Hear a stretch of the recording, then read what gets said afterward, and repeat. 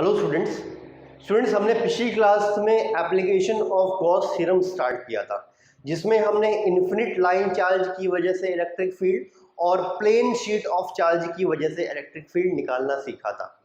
आज की क्लास में हम कंडक्टर्स और नॉन कंडक्टर्स जो कि चार्ज्ड होंगे, यानी चार्ज कंडक्टर्स और चार्ज नॉन कंडक्टर्स की वजह से इलेक्ट्रिक फील्ड देखेंगे।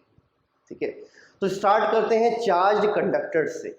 ठीक है, तो आज का हमारा जो टॉपिक है वो यही है, उससे हम स्टार्ट कर रहे हैं। इलेक्ट्रिक फील्ड ड्यू टू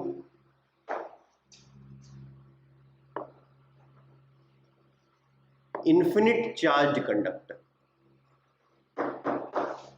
देखिए ये सारे टॉपिक जो है वो बहुत इंपॉर्टेंट है, डायरेक्ट इस पे क्वेश्चन बनता है।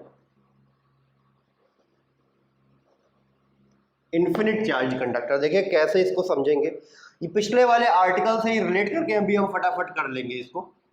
जैसे कि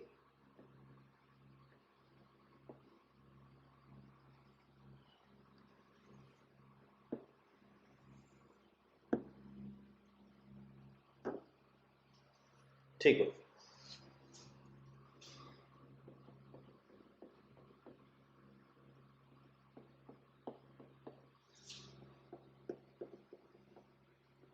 ये मान लेते हैं कि ये बहुत बड़ी सी मेटालिक प्लेट है, बहुत बड़ी सी मेटल की प्लेट है ये। तो मेटल का ये कंडक्टर है बहुत बड़ा सा। ठीक है, इधर भी ऊपर भी इन्फिनिट है और नीचे भी इन्फिनिट है, बहुत बड़ा है ये। ठीक है, अच्छा इसकी कुछ थिकनेस भी होगी, वो थिकनेस हमने यहाँ पर शो कर दी है। अब अगर हम इसको कोई चार्ज देते हैं बाहर से, तो ये चार्ज इस कंडक्टर के सरफेस पे आके रिसाइड कर देगा। अब यहाँ पर आपको एक इंपॉर्टेंट पॉइंट और बहुत बड़ी चीज आपको नोट कर लेनी है प्रॉपर्ली। जब भी हम किसी कंडक्टर को चार्ज देते हैं बाहर से, तो वो चार्ज हमेशा कंडक्टर के सरफेस पे आके रुक जाता है। चार्ज हमेशा कंडक्टर के सरफेस पे ही रिसाइड करता है, सरफेस पर ही रहता है। ठीक है, कि ऐसा क्यों होता है? जैसे कि आपने बाहर से इस कंडक्टर को चार्ज दिया, तो जो चार्ज दिया है उनमें आपस में रिपल्शन होगा। जैसे मैंने बोला कि पॉजिटिव चार्ज दिया, तो जितना भी पॉजिटिव चार्ज आप दोगे उनमें आपस में रिपल्शन होगा, और आपस में रिपल्शन की वजह से वो मैक्सिमम दूरी पर एक दूसरे से जाना चाहेंगे। और उन चार्जेस को मैक्सिमम दूरी कहाँ पर मिलेगी? उनको मैक्सिमम दूरी मिलेगी सरफेस पर, क्योंकि सरफेस का ही एरिया मैक्सिमम होता है। तो अगर कोई भी चार्ज आप बाहर से लाकर रखते हो, चाहे अंदर रखो चाहे बाहर रखो, कहीं पर भी रखो, उन चार्जेस में हमेशा रिपल्शन तो होगा ही। रिपल्शन की वजह से एक दूसरे से वो मैक्सिमम दूरी पर जाना चाहेंगे, तो मैक्सिमम दूरी उनको मिलेगी सरफेस पे। तो चार्ज आप कहीं पर भी रखो लाके कंडक्टर पे, वो हमेशा अपने आप सरफेस पे डिस्ट्रीब्यूट हो जाएगा, फैल जाएगा, सरफेस पे स्प्रेड हो जाएगा, सरफेस पे फैल जाएगा। तो मैं बोलता हूँ पॉजिटिव चार्ज मैंने इसको दिया, तो पॉजिटिव चार्ज ये कंडक्टर के दोनों सरफेस पर फैल जाएगा। अच्छा यहाँ पर भी होगा, यहाँ पर भी होगा, पर ये एंड बहुत ऊपर है, ये एंड बहुत नीचे है, तो मैंने ये इसको दिखाया ही नहीं है कुछ। ठीक है, तो मैं सिंपल इतना बोल रहा हूँ कि जितना भी हमने चार्ज दिया वो दोनों तरफ बराबर डिस्ट्रीब्यूट हो गया और सरफेस पर ही रहेगा। ध्यान रखिएगा, यहाँ पर मैं लिख दे रहा हूँ चार्ज ऑन कंडक्टर, ये इंपॉर्टेंट पॉइंट है। Conductor resides on surface, resides मतलब रहना।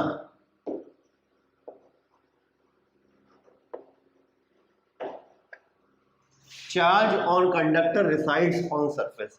अब देखिए, अब अगर मैं बोल देता हूं यहां की सरफेस चार्ज डेंसिटी सिग्मा है, तो यहां का भी सिग्मा ही होगा, क्योंकि बराबर ही चार्ज डिस्ट्रीब्यूट हुआ है। जैसा ये वाला सरफेस वैसे ये वाला सरफेस। अब आपसे मैं पूछूं कि बताओ यहां पर इलेक्ट्रिक फील्ड कितनी होगी? ये पॉइंट P1 बोल दूं, और यहां पर अंदर कितनी होगी और यहां पर बाहर कितनी होगी? 3 पॉइंट्स हैं। तो आप बताइए, पिछली क्लास में हमने सीखा था एक single charge layer of charge की वजह से, एक सिंगल लेयर ऑफ चार्ज की वजह से, अगर एक सिंगल शीट ऑफ चार्ज है इन्फिनिट, उसकी वजह से उसके आसपास इलेक्ट्रिक फील्ड होती थी सिग्मा अपॉन 2 एप्सिलॉन नॉट, याद है? तो बताइए ये जो सरफेस 1 है ये वाला, ये यहाँ पर इलेक्ट्रिक फील्ड बनाएगा और वो इलेक्ट्रिक फील्ड होगी सिग्मा अपॉन 2 एप्सिलॉन नॉट। शायद बात समझ में आ रही है। पॉजिटिव चार्ज है तो पॉजिटिव चार्ज से अवे होगी इलेक्ट्रिक फील्ड। अच्छा ये वाले जो चार्जेस हैं ये भी यहाँ पर इलेक्ट्रिक फील्ड बनाएंगे, यानी इस सरफेस की वजह से भी यहाँ पर इलेक्ट्रिक फील्ड आएगी, वो भी लेफ्ट डायरेक्शन में होगी, away from positive charge. Positive charge से अवे ही इलेक्ट्रिक फील्ड होती है, तो एक और इलेक्ट्रिक फील्ड आ जाएगी यहाँ पर, उतनी इलेक्ट्रिक फील्ड आएगी और ये भी हो जाएगी सिग्मा अपॉन 2 एप्सिलॉन नॉट। ठीक है, तो अब बताइए टोटल फील्ड कितनी हो गई? Sigma upon 2 epsilon not, sigma upon 2 epsilon not, ये हो जाएगी sigma upon epsilon not, 1/2 plus 1/2 1 हो जाता है। वैसे ही यहाँ पर भी अब बताइए, यहाँ पर जो इलेक्ट्रिक फील्ड होगी वो इस लेयर की वजह से भी होगी और इस लेयर की वजह से भी होगी, और दोनों की वजह से राइट साइड में होगी। इसकी वजह से जो फील्ड होगी वो होगी सिग्मा अपॉन 2 एप्सिलॉन नॉट, इसकी वजह से जो फील्ड होगी वो भी होगी sigma upon 2 epsilon not. Total जो फील्ड हो जाएगी सिग्मा अपॉन एप्सिलॉन नॉट हो जाएगी। अच्छा अंदर आप बताइए, इस लेयर की वजह से राइट साइड में इलेक्ट्रिक फील्ड आएगी, इस लेयर की वजह से लेफ्ट साइड में इलेक्ट्रिक फील्ड आएगी, अवे फ्रॉम पॉजिटिव, इसकी वजह से राइट और इसकी वजह से लेफ्ट, इसकी वजह से right sigma upon 2 epsilon not, इसकी वजह से left sigma upon 2 epsilon naught. तो दोनों फील्ड अपोजिट डायरेक्शन में है और इक्वल है, तो नेट फील्ड अंदर हो जाएगी 0। और हमने याद भी कर रखा है पहले ही कि कंडक्टर के अंदर हमेशा इलेक्ट्रिक फील्ड 0 होती है, और वही चीज़ आ भी रही है, कंडक्टर के अंदर इलेक्ट्रिक फील्ड 0। अच्छा फोकस हमें इस बात पे अभी करना है कि कंडक्टर के बाहर कितनी फील्ड है। देख पा रहे हैं कि कंडक्टर के बाहर जो इलेक्ट्रिक फील्ड आई है वो sigma upon epsilon not I है, कंडक्टर के बाहर जो इलेक्ट्रिक फील्ड आई है वो sigma upon epsilon not I है। यानी जो फील्ड है वो सिर्फ एक लेयर की वजह से नहीं है, 2 लेयर की वजह से है। तो आपको अभी याद रख लेना है कि कोई कंडक्टर होता है ना, उसके पास में जो इलेक्ट्रिक फील्ड होती है वो सिग्मा अपॉन एप्सिलॉन नॉट ही होती है। आगे भी हम देखने वाले हैं, ये इतना प्रॉपर्ली पहले नोट कर लीजिए। कंडक्टर के लेफ्ट साइड में बात करो चाहे राइट साइड में बात करो, दोनों तरफ electric field sigma upon epsilon not है, क्योंकि ये जो फील्ड है वो सिंगल लेयर की वजह से नहीं है बल्कि 2 लेयर की वजह से है। Sigma upon epsilon not, sigma upon epsilon not, इतनी चीज नोट करिए। फिर हम अभी तो हमने बहुत ही सिस्टमैटिक कंडक्टर लिया है, हमने एक मेटल की प्लेट ले ली जो कि बहुत बड़ी है। अब हम लेने वाले हैं कोई रैंडम सा कंडक्टर, ठीक है, इसको नोट करिए प्रॉपर्ली। ठीक है, अब है electric field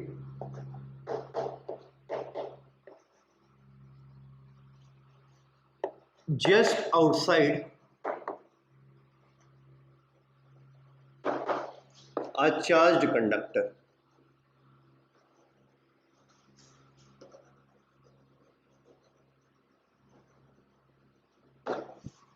electric field just outside a charge conductor. तो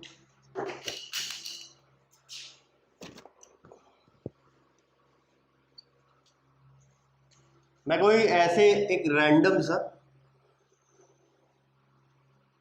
इस तरह से एक कंडक्टर मान लेता हूं,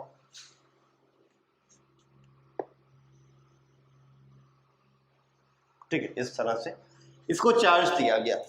अभी बताइए कि इसको अगर मैं चार्ज दे देता हूं, इस कंडक्टर को चार्ज दे देता हूं, ये किस रैंडम शेप का है, 3 डायमेंशनल है, इसको चार्ज दे दिया तो वो चार्ज कहां पर आएगा? चार्ज तुरंत हमेशा कहां पर आ जाएगा? सरफेस पर आएगा। ठीक है, तो चार्ज जो भी आप दोगे ये सरफेस पे आके रुक जाएगा।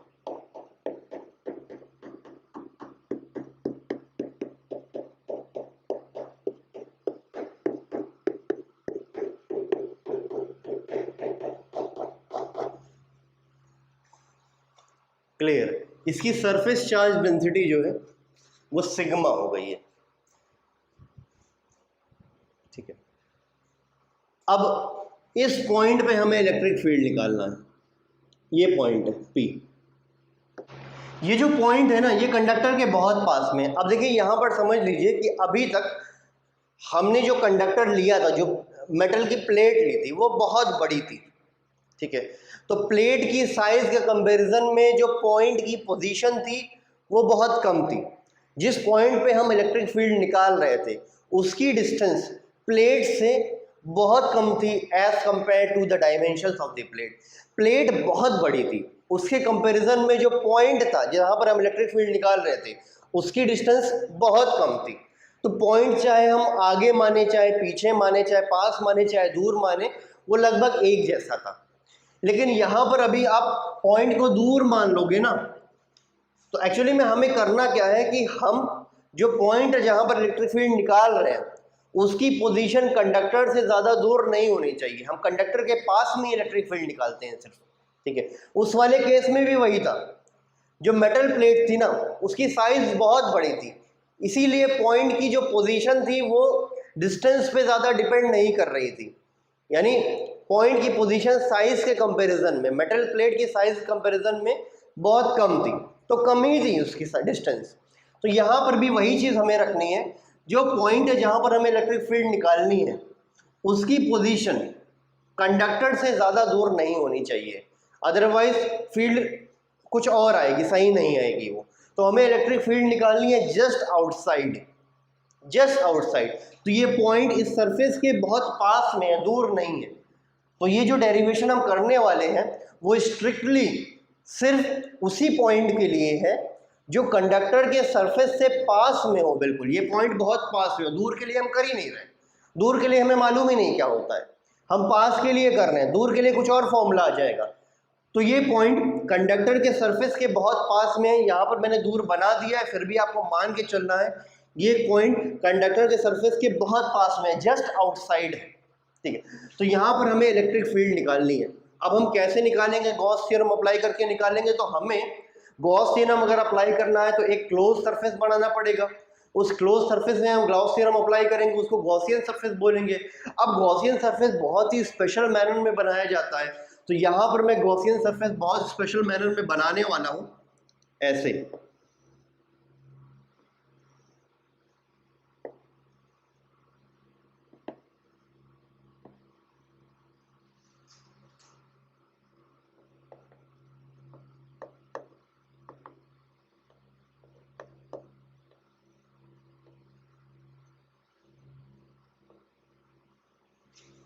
ठीक है, एक ये फिर से मैंने सिलिंड्रिकल गॉसियन सरफेस बना दिया, सिलिंड्रिकल क्लोज सरफेस बना दिया। ये कैसे आप समझ लीजिए, ये जो सरफेस है ना वो आधा कंडक्टर के बाहर है और आधा कंडक्टर के अंदर है। थोड़ा सा और आप इसको अज्यूम कर लीजिए,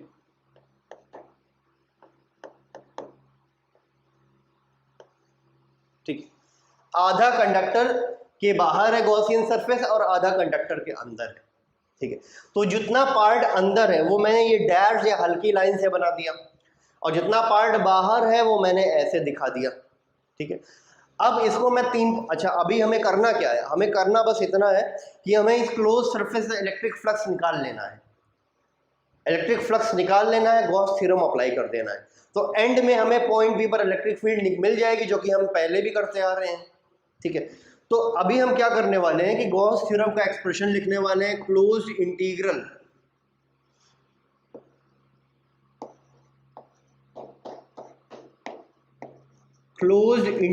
of electric field is equal to charge enclosed upon epsilon not.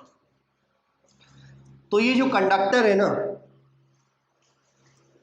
यहां पर यहां से अच्छा ये जो आप दिख रहा है गॉसियन सरफेस, यहां से लेकर यहां तक तो कंडक्टर के बाहर है, ठीक है, और यहां से लेकर अंदर कंडक्टर के अंदर है। तो ये पोर्शन तो यहां पर, ये पोर्शन कंडक्टर के सरफेस पर ही है, तो यहां पर चार्ज होगा, ऑब्वियसली होगा। तो यहां पर चार्ज मैं मान लेता हूं Q, और यही क्लोज सरफेस के अंदर आ जाएगा।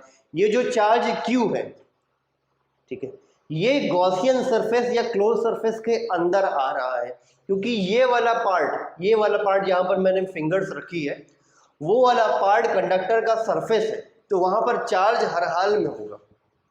क्योंकि मैंने पूरे सरफेस से प्लस करके नहीं बनाया है, तो यहाँ पर आप मान के चलना है कि ये जो है कंडक्टर का सरफेस है और यहाँ पर चार्ज Q है। तो गॉसियन सरफेस के अंदर जो चार्ज इंक्लोज्ड है वो Q है, वही मैंने यहाँ पर लिख दिया। अब एक तरफ हमें क्या करना है कि एक तरफ हमें क्लोज सरफेस से इलेक्ट्रिक फ्लक्स निकालना है और वो गॉस थ्योरम अप्लाई कर देना है। तो हम क्या करने वाले हैं, क्लोज सरफेस से इलेक्ट्रिक फ्लक्स निकालना है हमें। तो ये जो क्लोज सरफेस है इसको 3 पार्ट में ब्रेक कर दे रहे हैं। एक तो सरफेस 1 जो कि कंडक्टर के अंदर है, दूसरा ये जो सरफेस 2 है ये जो कर्व्ड सरफेस है और कंडक्टर के बाहर है। फिर से देखिए क्या मैं बोल रहा हूं, इसको मैं 3 पार्ट में ब्रेक कर दे रहा हूं। किसको? क्लोज सरफेस को, गॉसियन सरफेस को 3 पार्ट में ब्रेक कर दे रहा हूं। पहला पार्ट वो जो कंडक्टर के अंदर है।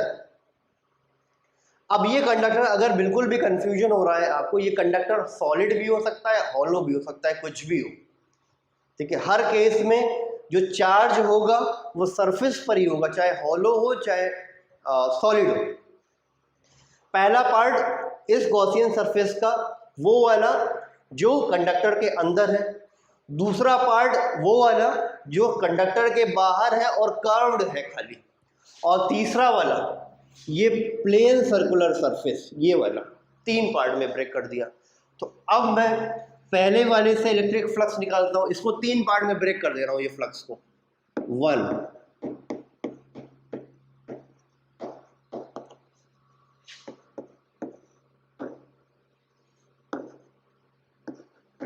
आप इसकी जगह पर S1, S2 और S3 भी लिख सकते हैं। पहले अगर हमने वही यूज किया है तो चलिए वही लिख लेते हैं, कोई इशू नहीं है। S1, S2 और S3। तो यहाँ पर S1, ये S2 और ये S3।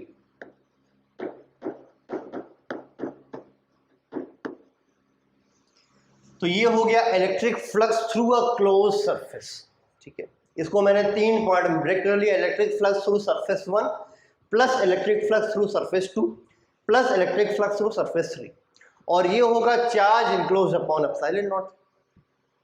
ये हो गया, वैक्यूम है ही आसपास, वो बात क्लियर है बिल्कुल। तो अब देखिए ये जो सरफेस 1 है, सरफेस 1 तो पूरा का पूरा कंडक्टर के अंदर है और कंडक्टर के अंदर इलेक्ट्रिक फील्ड होती है 0। अगर इलेक्ट्रिक फील्ड कंडक्टर के अंदर 0 है तो इलेक्ट्रिक फ्लक्स भी 0 होगा, तो ये पार्ट 0 हो जाएगा। दूसरा सरफेस 2 आप देखिए जो कर्व्ड है। पहली बात तो ये जो पार्ट बाहर निकला हुआ है कर्व्ड वाला, ये बहुत बाहर नहीं निकला हुआ है क्योंकि ये पॉइंट P सरफेस के जस्ट बाहर है। तो ये कर्व्ड सरफेस भी कंडक्टर के सरफेस के जस्ट बाहर होगा। अब देखिए, याद करिए हमने सीखा था कि कंडक्टर का जो सरफेस होता है उससे इलेक्ट्रिक फील्ड लाइंस परपेंडिकुलरली निकलती हैं और एंटर करती हैं। यानी कि कंडक्टर के सरफेस के जस्ट बाहर अगर आप देखोगे तो इलेक्ट्रिक फील्ड लाइंस परपेंडिकुलरली निकलेंगी, एंटर करेंगी। यानी कि इलेक्ट्रिक फील्ड लाइंस ऐसे ऐसे होंगी,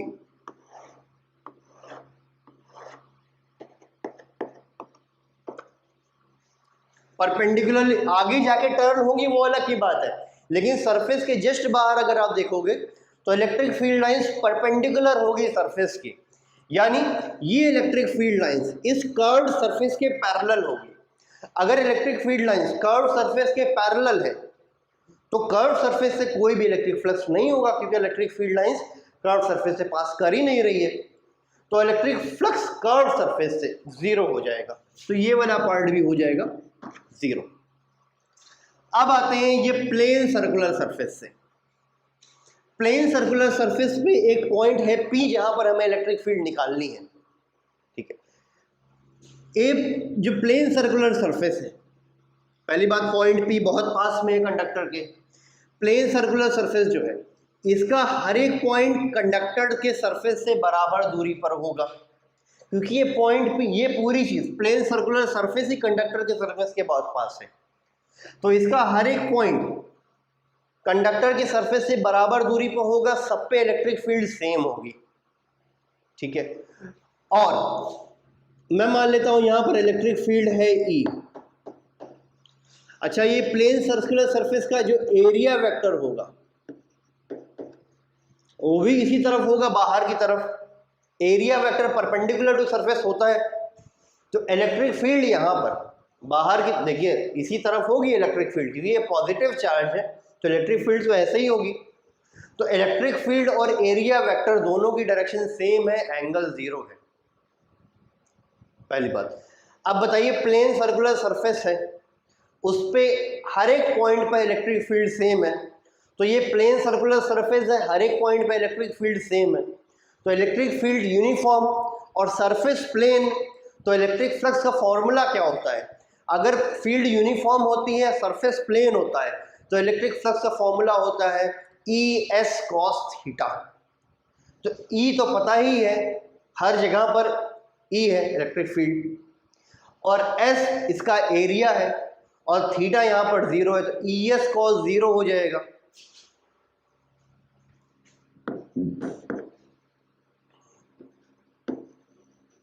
इसको मैं ऐसे लिख दे रहा हूं, तो इसको सीधे ही मैं लिख दे रहा हूं, चलिए ठीक है, इसको cos 0 आप लिख लीजिए। तो थर्ड सरफेस से जो इलेक्ट्रिक फ्लक्स आएगा वो ई एस cos 0 हो जाएगा। एस इसी प्लेन सर्कुलर सरफेस का एरिया है, तो cos 0 1 हो जाएगा, तो यहां पर हमारे पास आ गया ई एस इंटू 1। अब ई तो क्लियर है, एस, चलिए एस भी ऐसा ही रहने देते हैं इसको। चार्ज, आप देखिए चार्ज पे फोकस करिए। अभी पहले वाले आर्टिकल्स में जो इन्फिनिट लाइन चार्ज था, infinite plane sheet of charge था, उसमें बताइए इन्फिनिट लाइन चार्ज में चार्ज बराबर था lambda into l, infinite plane sheet of charge में चार्ज बराबर सिग्मा इंटू एरिया था। तो यहां पर क्या हो जाएगा? यहां पर भी वही चीज होगी, सिग्मा इंटू एरिया हो जाएगा। क्योंकि ये जो चार्ज है इसकी हम बात कर रहे हैं, ये क्यू चार्ज क्या है? ये क्यू चार्ज है चार्ज इनक्लोज्ड, ये वाला चार्ज, ठीक है। तो ये चार्ज, अच्छा इतना चार्ज होगा कितना?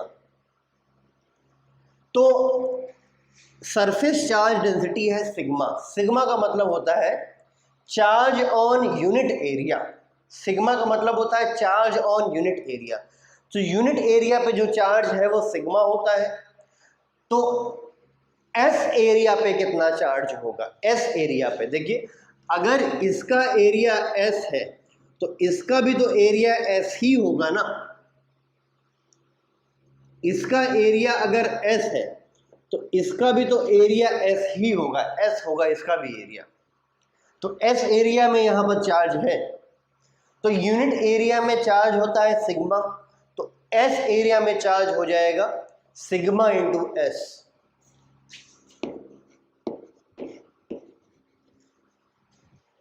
आप कैसे भी आप समझ लीजिए यार, सिग्मा बराबर होता है चार्ज अपॉन एरिया, चार्ज बराबर सिग्मा इंटू एरिया हो जाएगा। तो यहाँ का सिग्मा इंटू यहाँ का एरिया, यहाँ का चार्ज बन जाएगा। यहाँ पर जो सिग्मा है इंटू यहाँ का एरिया कर दो तो यहाँ का चार्ज बन जाएगा। तो यहाँ के चार्ज को मैंने रिप्लेस कर दिया यहाँ के चार्ज, यहाँ का सिग्मा इंटू यहाँ का एरिया। तो ये जो चार्ज है उसको सिग्मा इंटू एस लिख दिया। एस एस कट जाएगा तो यहाँ से आ जाएगा E is equal to sigma upon epsilon naught. बात शायद क्लियर हो रही है आपको। तो हमने क्या किया है कि एक कंडक्टर के सरफेस से जस्ट बाहर, बहुत दूर नहीं, जस्ट बाहर हमने इलेक्ट्रिक फील्ड निकाली है, और वो इलेक्ट्रिक फील्ड है सिग्मा अपॉन एप्सिलॉन नॉट। तो कंडक्टर के सरफेस से जस्ट बाहर इलेक्ट्रिक फील्ड होती है सिग्मा अपॉन एप्सिलॉन नॉट। अब बताइए, सिग्मा एक सिंगल लेयर की वजह से sigma upon 2 epsilon not field होती है, पर यहां पर भी आप सोच के ऐसे कंफ्यूज हो सकते हैं कि ये जो पॉइंट है इस लेयर के जस्ट बाहर है, तो ये जो सिंगल लेयर है इसकी वजह से electric field sigma upon 2 epsilon naught होनी चाहिए, पर सिग्मा अपॉन एप्सिलॉन नॉट की डबल क्यों आ रही है? ये सिंगल लेयर के पास electric field sigma upon 2 epsilon naught आनी चाहिए, पर डबल आ रही है क्यों? देखिए यहाँ पर एक्चुअली में सिर्फ सिंगल लेयर नहीं है, आप जो इलेक्ट्रिक फील्ड पॉइंट पी पर इसके पास देख रहे हो, पर और भी चार्जेस हैं आसपास, पीछे भी कुछ चार्ज है, अगल बगल भी चार्ज है, उनकी वजह से भी फील्ड यहाँ पर आएगी पॉइंट पी पर। सिर्फ इस लेयर की वजह से पॉइंट पी पर इलेक्ट्रिक फील्ड नहीं होगी, इस लेयर की वजह से होगी, और जो पीछे चार्जेस हैं, अगल बगल चार्जेस हैं, ये भी जो चार्जेस हैं उनकी वजह से भी इलेक्ट्रिक फील्ड होगी, और टोटल जो इलेक्ट्रिक फील्ड होगी वो सिग्मा अपॉन एप्सिलॉन नॉट होगी, जो कि सिग्मा अपॉन 2 एप्सिलॉन नॉट का डबल है।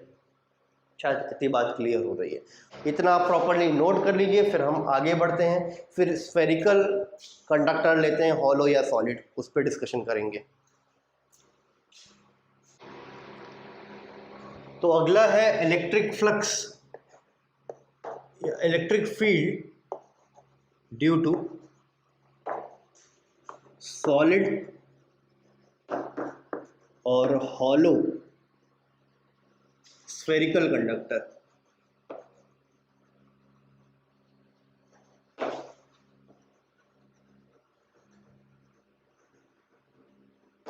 ठीक, तो जैसे कि मान लो कि एक स्फेरिकल कंडक्टर है ऐसा, ठीक, एक स्फेरिकल कंडक्टर है, ये इसका सेंटर है, और इसको आपने चार्ज दिया है। तो अगर आप बताओ, थोड़ा सा स्फेरिकल नहीं बना है, पर आप एडजस्ट कर लो, कोऑपरेट करो, ठीक है। इसको आपने चार्ज दिया, तो ये चार्ज कहाँ जाएगा? सारा का सारा चार्ज सरफेस पर आ जाएगा, सरफेस पे फैल जाएगा। क्यों फैलेगा ये हम देख चुके हैं। तो जो भी चार्ज आप दोगे इसको ना, ये सरफेस पे आ जाएगा इस तरह से।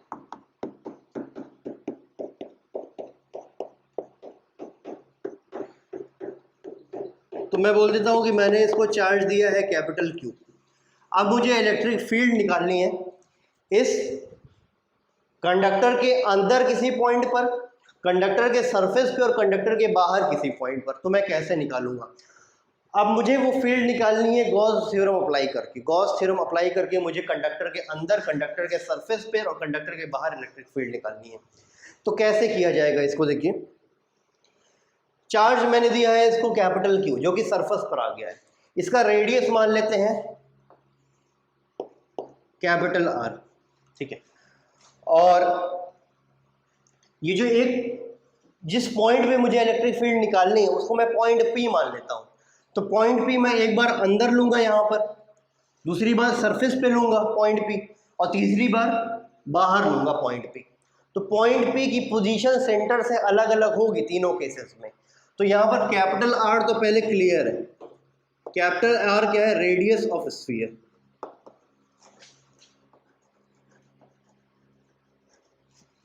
और स्मॉल r जो हो जाएगा वो हो जाएगा distance of P from centre. अभी P में बना रहा हूं, समझ में आ जाएगा आपको। पॉइंट P जहां पर भी होगा उसकी सेंटर से डिस्टेंस है स्मॉल r, ठीक है।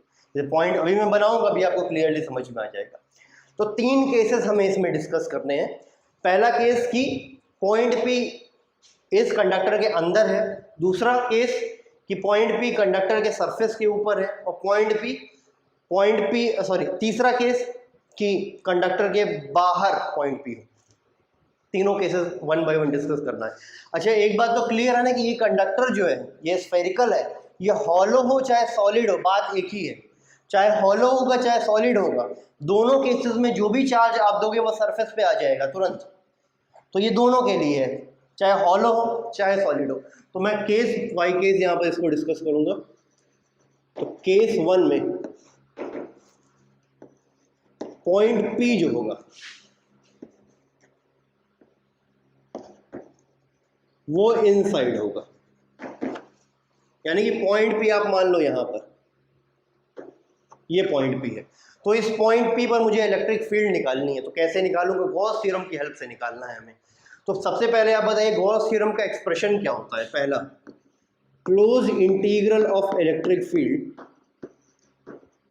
Is equal to charge enclosed upon epsilon naught. यही होता है, ये होता है क्लोज सरफेस से इलेक्ट्रिक फ्लक्स, और वो बराबर हो जाता है उस क्लोज सरफेस के अंदर जो चार्ज है डिवाइडेड बाय एप्सिलॉन नॉट। तो पहले तो हमें क्लोज सरफेस मानना पड़ेगा, और क्लोज सरफेस जिससे हम इलेक्ट्रिक फ्लक्स निकालेंगे गॉस थ्योरम अप्लाई करके, उसको बोलेंगे गॉसियन सरफेस, क्योंकि उस क्लोज सरफेस से हम electric flux Gauss theorem apply करके निकालने वाले हैं, उससे बोलेंगे उसको सरफेस, इसलिए उस सरफेस को बोलेंगे गॉसियन सरफेस। तो पहले हमें गॉसियन सरफेस बनाना पड़ेगा, और गॉसियन सरफेस बहुत स्पेशल मैनर में हम बनाएंगे। तो ये जो गॉसियन सरफेस मैं बनाने वाला हूँ वो कुछ इस तरह से होगा।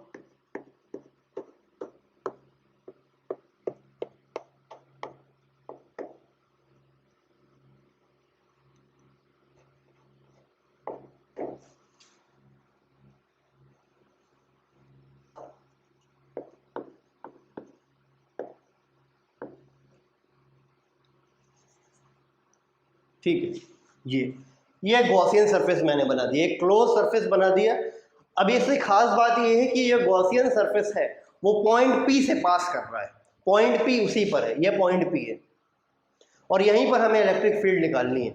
और ये गॉसियन सरफेस बहुत सिमेट्रिकल है, बिल्कुल हर तरफ से सिमेट्रिकल है। ठीक है, इसका हर एक पॉइंट आइडेंटिकल है, चाहे इस पॉइंट की बात करो, चाहे इस पॉइंट की, चाहे इस पॉइंट की, चाहे इस पॉइंट की, हर एक पॉइंट सेंटर से बराबर दूरी पर है और बाहर वाले चार्जेस से बराबर दूरी पर है इस सरफेस का हर एक पॉइंट। तो ये बिल्कुल सिमेट्रिकल है। तो पॉइंट P पर इलेक्ट्रिक फील्ड निकालनी है। अब बताइए ये जो कैसे निकालेंगे, गॉस थ्योरम अप्लाई करके। तो पहला वाला पार्ट क्या कह रहा है, क्लोज सरफेस से इलेक्ट्रिक फ्लक्स निकालो, और दूसरे वाले पार्ट में क्लोज सरफेस के अंदर जो चार्ज है वो रख दो। तो पहले वाले पार्ट में हमें इलेक्ट्रिक फ्लक्स निकालना है क्लोज सरफेस से। ये जो क्लोज सरफेस है ये भी स्फेरिकल ही होगा, स्फेरिकल है, सरफेस है तो सर्कल नहीं है, ये सर्कल नहीं है, स्फेरिकल है, स्फेरिकल सरफेस, स्फीयर है ये। तो ये तो प्लेन सरफेस है नहीं, नॉन प्लेन सरफेस है। अब बताइए अगर नॉन प्लेन सरफेस होता है तो हम नॉन प्लेन सरफेस से इलेक्ट्रिक फ्लक्स कैसे निकालते हैं। हम उस नॉन प्लेन सरफेस को इन्फिनिट पार्ट्स में तोड़ लेते हैं, हर एक पार्ट से इलेक्ट्रिक फ्लक्स निकाल लेते हैं, सारे फ्लक्सेस को जोड़ लेते हैं, तो टोटल फ्लक्स उस क्लोज सरफेस से आ जाता है। तो वही काम हम ये यहाँ पर भी करेंगे, हम इस क्लोज सरफेस को इन्फिनिट पार्ट्स में ब्रेक कर ले रहे हैं, और एक ये छोटा सा पार्ट हो गया एक। ठीक है, इसी तरह से और भी ढेर सारे पार्ट्स होंगे। ये पार्ट बहुत छोटा है, हालांकि मैंने बड़ा बनाया है, ये पॉइंट से भी छोटा है, ये बहुत छोटा पार्ट है। ठीक है, अब ये जो अंदर आपको चीज दिख रही है, ये इंटीग्रल के अंदर ये इलेक्ट्रिक फ्लक्स है इसी छोटे वाले पार्ट से। इसी तरह से और भी सारे पार्ट्स होंगे, सबसे इलेक्ट्रिक फ्लक्स निकाल के जोड़ दो। तो जोड़ने के लिए हमने इंटीग्रेशन का साइन लगा दिया, तो ढेर सारे छोटे छोटे फ्लक्स आएंगे, ऐसे ही सबको जोड़ दिया तो ये टोटल इलेक्ट्रिक फ्लक्स आ गया। तो ये जो इलेक्ट्रिक फ्लक्स ये वाला है E.ds, ये इस छोटे पार्ट से इलेक्ट्रिक फ्लक्स है, और सारे फ्लक्सेस को जोड़ने के लिए हमने इंटीग्रेशन का साइन लगा दिया है। तो यहाँ पर अब अगर आप फोकस करें तो यहाँ पर इलेक्ट्रिक फील्ड अगर मैं बोल देता हूँ E, पॉइंट P पर, और वही हमें निकालना है। अच्छा, इसका एरिया कुछ ना कुछ होगा, उस एरिया को मैं ds बोल देता हूँ। ds क्यों बोला, क्योंकि एरिया बहुत छोटा है इसलिए ds बोल दिया। अब अगर आप इस पार्ट पे फोकस करें, ये पार्ट बहुत छोटा है, इसके हर एक पॉइंट पर इलेक्ट्रिक फील्ड सेम होगी, और पूरा कर्व क्लोज सरफेस तो नॉन प्लेन था, लेकिन ये छोटा सा पार्ट लगभग प्लेन होगा। तो प्लेन सरफेस अगर है यूनिफॉर्म इलेक्ट्रिक फील्ड में, उससे इलेक्ट्रिक फ्लक्स होता है ES cos थीटा। तो ये वाले छोटे वाले पार्ट से इलेक्ट्रिक फ्लक्स हो जाएगा, क्योंकि ये भी लगभग प्लेन है और इलेक्ट्रिक फील्ड नॉर्म यहाँ पर यूनिफॉर्म है, तो इससे इलेक्ट्रिक फ्लक्स हो जाएगा EDS cos थीटा। तो छोटे वाले पार्ट से electric flux EDS cos theta हो जाएगा। और वही चीज यहाँ पर भी सोच लीजिए, vector E dot vector ds है, ये होता क्या है, EDS cos थीटा होता ही है। तो इसको मैं फिर से ऐसे लिख देता हूँ, EDS cos थीटा।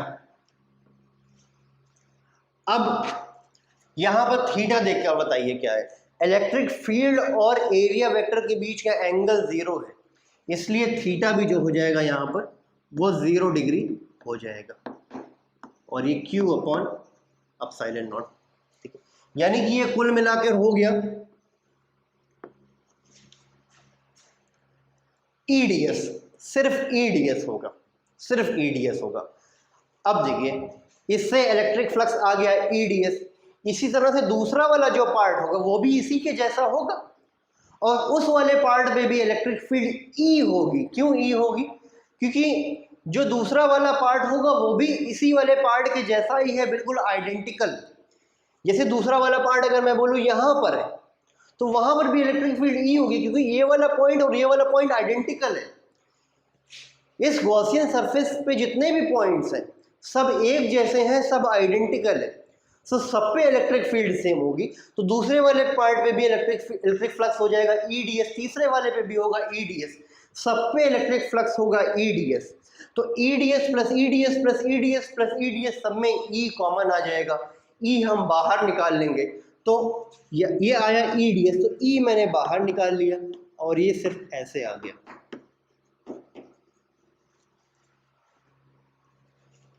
अब सिर्फ रह गया DS का इंटीग्रेशन, तो DS plus DS plus DS plus DS करोगे तो पूरे गॉसियन सरफेस का एरिया आ जाएगा।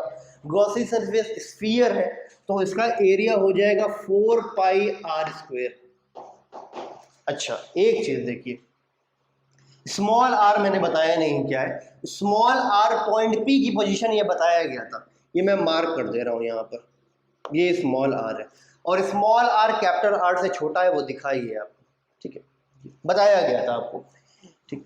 तो एरिया इसका गॉसियन सरफेस का जो एरिया हो जाएगा वो 4 पाई r स्क्वायर हो जाएगा बराबर। ये Q है चार्ज इनक्लोज। बताइए गॉसियन सरफेस के अंदर कोई चार्ज आपको दिख रहा है? कोई चार्ज नहीं है, तो ये 0 हो जाएगा, 0 अपॉन एप्सिलॉन नॉट। तो ये 0 हो गया, ये भी पूरी चीज़ यहाँ पर आएगी तो 0 हो जाएगा, यहाँ पर इलेक्ट्रिक फील्ड आ जाएगी 0। यानी कंडक्टर के अंदर चाहे वो हॉलो हो चाहे स्फेरिकल हो, चार्ज कंडक्टर अगर है, ये चार्ज कंडक्टर है,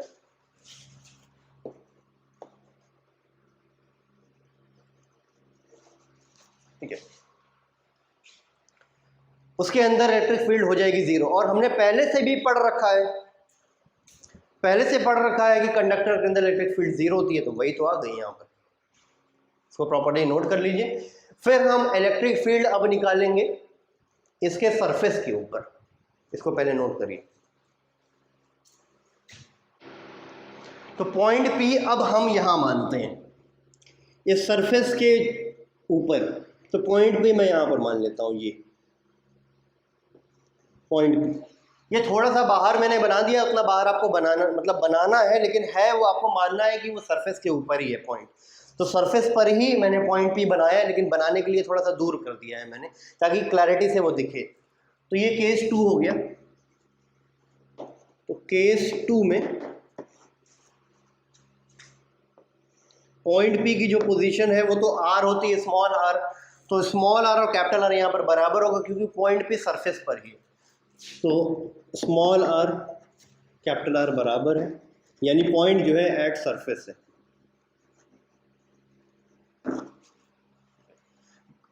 अब पॉइंट P पर हमें इलेक्ट्रिक फील्ड निकालनी है गॉस थ्योरम की हेल्प से, तो गॉस थ्योरम हमें अप्लाई करना पड़ेगा। गॉस थ्योरम का जो एक्सप्रेशन है वो ये है, close integral of electric field is equal to charge enclosed upon epsilon naught, ठीक है।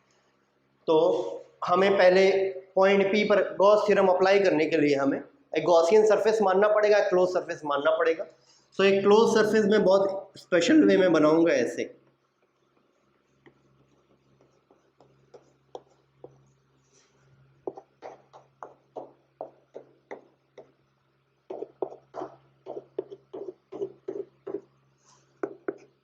ठीक है। ये गॉसियन सरफेस आपको दिख रहा होगा कि सरफेस के बाहर है, पर एक्चुअली में ये सरफेस के बाहर नहीं है, ये एक्चुअली में सरफेस के बाहर नहीं है, बिल्कुल सरफेस के पास में है, ओवरलैप कर रहा है, ठीक है, ये ओवरलैप कर रहा है।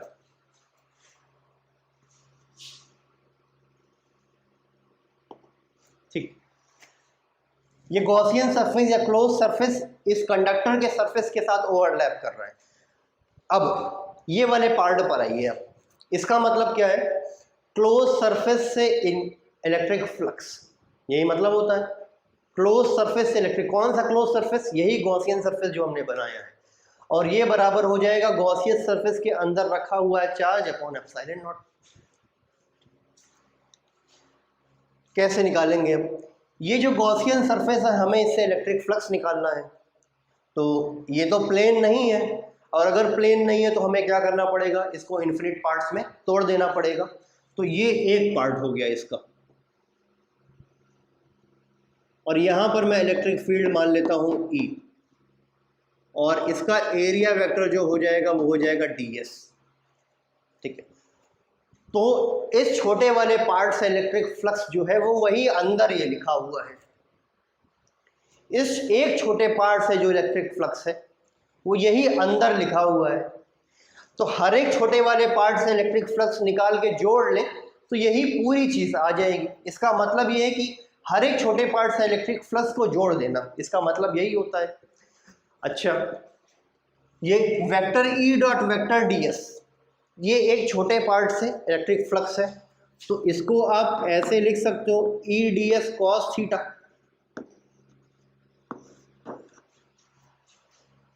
छोटा वाला पार्ट, ठीक है। अब छोटे वाले पार्ट में इलेक्ट्रिक फील्ड है E और एरिया है ds, और थीटा कितना है?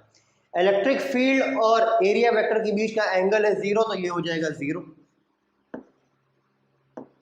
डिग्री। ठीक है, cos 0 1 हो जाएगा, यानी ये आ जाएगा E ds सिर्फ। सिमिलर, तो एक पार्ट से इलेक्ट्रिक फ्लक्स है E ds, तो अदर वाले पार्ट से भी इलेक्ट्रिक फ्लक्स हो जाएगा E ds, E ds, E ds, सबको जोड़ देंगे और सब में E कॉमन होगा। क्यों सब में कॉमन होगा E? सब में E सेम होगा। ये एक पार्ट है, सिमिलरली अदर पार्ट्स भी होंगे गॉसियन सरफेस पर ढेर सारे, सब पे E सेम होगा, क्योंकि गॉसियन सरफेस का हर एक पॉइंट आइडेंटिकल है हर रिस्पेक्ट में, तो सब पे इलेक्ट्रिक फील्ड सेम होगी। जैसा ये वाला पॉइंट वैसा ही ये वाला पॉइंट, वैसा ही ये वाला पॉइंट, वैसा ही ये वाला पॉइंट। तो EDS plus EDS plus EDS plus EDS करोगे, सब में E कॉमन आ जाएगा, तो ये चीज आ जाएगी E इंटीग्रेशन ऑफ ds। और वैसे भी डायरेक्टली सोच लो, ये इंटीग्रेशन ऑफ EDS है और E हर पार्ट में सेम है, तो E को बाहर निकाल लिया, E कांस्टेंट है तो बाहर निकाल लिया, बस यही बात है। अब ds का इंटीग्रेशन, यानी जो छोटे छोटे पार्ट्स हैं उनके एरिया का इंटीग्रेशन, उनके एरिया का जो इंटीग्रेशन होगा वो पूरे गॉसियन सरफेस का एरिया आ जाएगा, और वो हो जाएगा 4 पाई r स्क्वायर। इसका रेडियस गॉसियन सरफेस का है capital R, small r capital R बराबर ही है, तो वो एरिया हो जाएगा 4 पाई r स्क्वायर। अब इसके अंदर गॉसियन सरफेस के अंदर चार्ज कितना इंक्लोज्ड है? Capital Q। तो E यहां से आ जाएगा 1/4 pi epsilon naught Q by r square. 1/4 pi epsilon naught Q by r square, या फिर इसको ऐसे भी लिख सकते हो, E is equal to K Q by r square. अच्छा, आप इसको एक्सप्रेशन को थोड़ा सा एनालाइज करो, ये बिल्कुल वैसा ही है जैसा कि एक पॉइंट चार्ज की वजह से इलेक्ट्रिक फील्ड आती है। यानी अगर ये चार्ज Q है और यहाँ पर पॉइंट P है और इसकी डिस्टेंस R है, तो एक पॉइंट चार्ज Q की वजह से पॉइंट P पर जिसकी डिस्टेंस R है Q से, उस पर इलेक्ट्रिक फील्ड आती है K Q by R square, यही तो आती है। इसका मतलब ये है कि अगर हमें सरफेस पे इलेक्ट्रिक फील्ड निकालनी है तो हम कंडक्टर के ऊपर जितना भी चार्ज है सबको सेंटर पे मान लेंगे। सब कुछ आप हटा दीजिए, सब कुछ हटा दो आप। जो कंडक्टर पे चार्ज कैपिटल Q है उसको आप सेंटर पे मान लो कि पूरा चार्ज सेंटर पे है, पॉइंट चार्ज है सेंटर पे, और चार्ज को सेंटर पे मान के आप इलेक्ट्रिक फील्ड निकाल लो।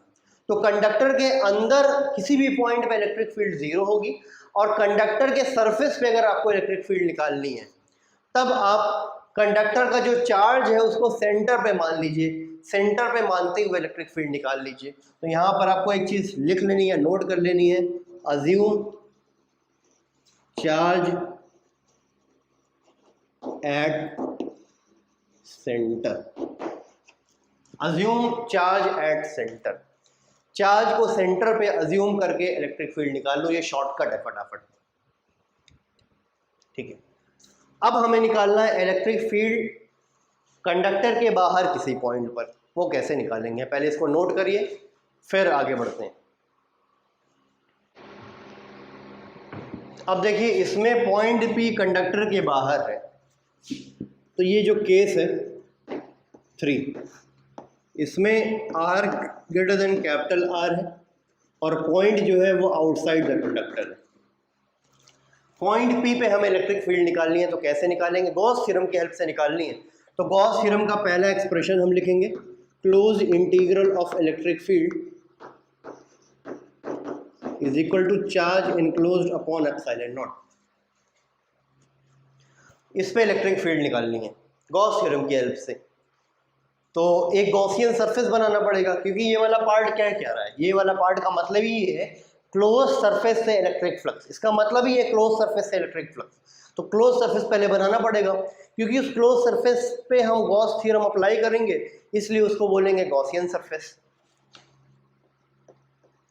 तो एक गॉसियन सरफेस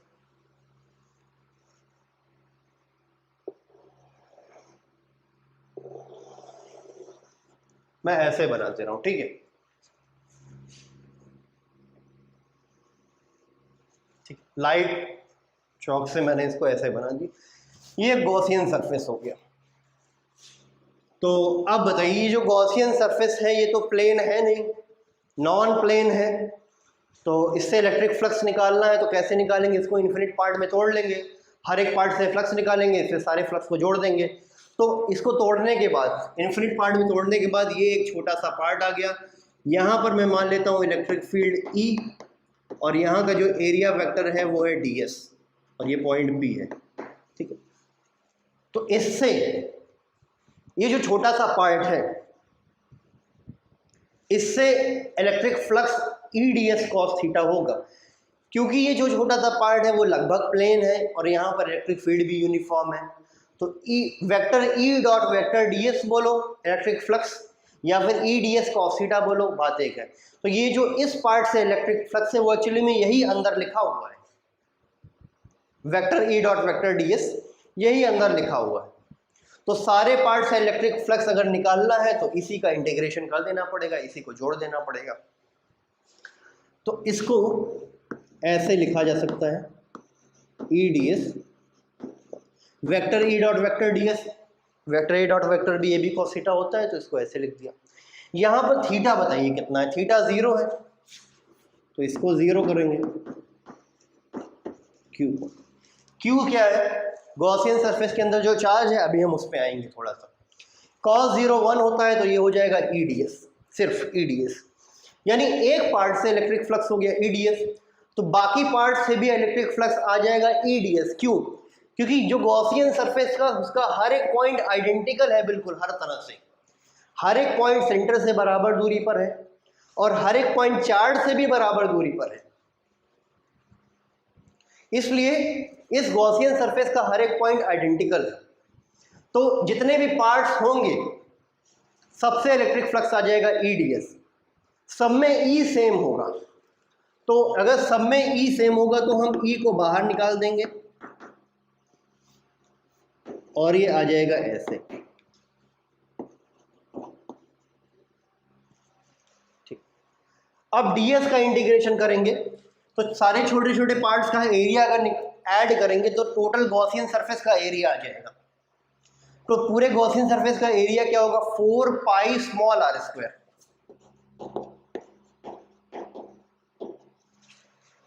ठीक, अब गॉसियन सरफेस के अंदर चार्ज टोटल कितना इनक्लोज्ड है, कैपिटल Q।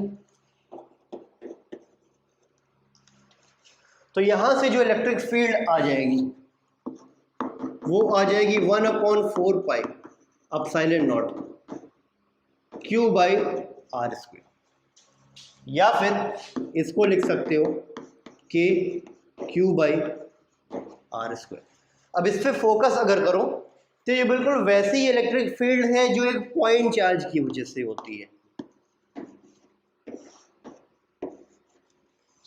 अगर ये कैपिटल क्यू चार्ज है, वहां पर पॉइंट पी है या डिस्टेंस है स्मॉल आर, तो यहाँ पर इलेक्ट्रिक फील्ड कितनी होगी, के क्यू बाई आर स्क्वायर, और वही फील्ड ये भी आई है। इसका मतलब ये है कि अगर आपको कंडक्टर के बाहर किसी पॉइंट पे इलेक्ट्रिक फील्ड निकालनी है, तो आप कंडक्टर पे जो भी चार्ज है उसको सेंटर पे अज्यूम कर लो। तो पूरा चार्ज जो Q है उसको सेंटर पे अज्यूम कर लो, मान लो।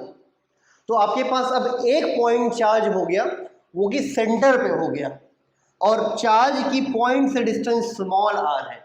तो बस आपके पास अब सिर्फ और सिर्फ एक पॉइंट चार्ज Q है यहाँ पर, और पॉइंट P यहाँ पर है, और दोनों के बीच स्मॉल r डिस्टेंस है। तो पॉइंट P पर जो इलेक्ट्रिक फील्ड होगी वो के क्यू बाई आर स्क्वायर हो जाएगी। शायद इतनी बात क्लियर है। इसका मतलब क्या अभी तक हमने सीखा, कंडक्टर के अंदर इलेक्ट्रिक फील्ड हमेशा जीरो होती है, वो तो हमें पता ही है।